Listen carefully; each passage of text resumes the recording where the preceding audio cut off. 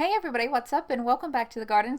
Today the sunflowers are in full bloom and I thought this would be a perfect opportunity to take the time and talk more about how to use sunflowers as cut flowers. Now sunflowers are a very common garden plant, so it's only natural to want to use them in a vase and enjoy them indoors, but there are a few things that can help you to do that. First of all, ideally, you want to make sure that you are planting a good type of sunflower for cut flowers. Certain types are better for seed production. For example, you don't want to grow a 14-foot tall sunflower for cut flowers. I mean, you might not be able to even reach the flower. Luckily, there are tons of really gorgeous varieties of cut flower sunflower available in the form of pollenless sunflowers, which don't produce any of that yellow pollen that can stain clothes or fall on tables or anything like that.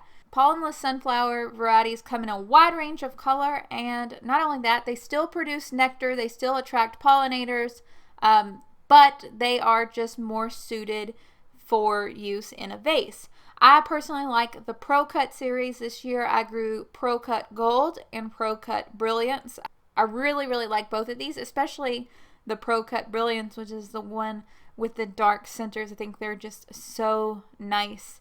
After we have determined, what type we're going to grow, we're going to think about when is the right time to cut these.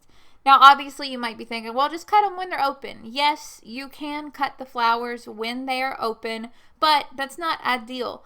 Ideally, we want to cut the sunflowers just as the petals are starting to unfurl. You want to make sure that the green outer lip has completely, opened up. Even though those flowers aren't completely open yet, they will continue to open in the water.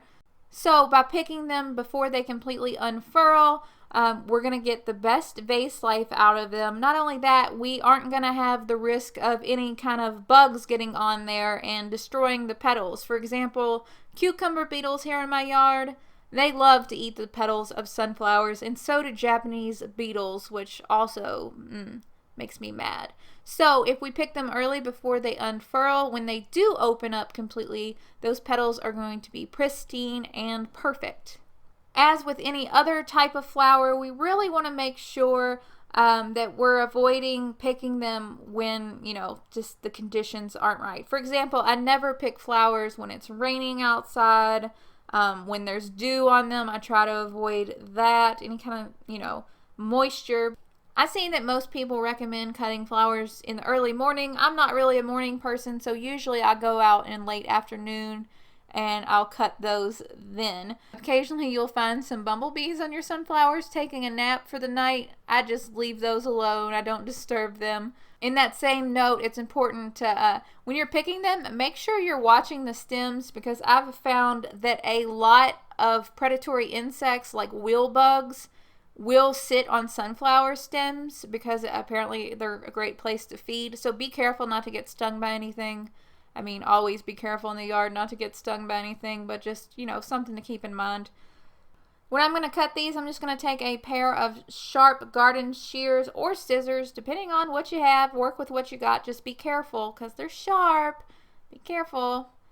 Anyway, I'm going to cut this at a 45-degree angle and place this in some warm water. I've heard differing opinions about placing, flowers in warm water.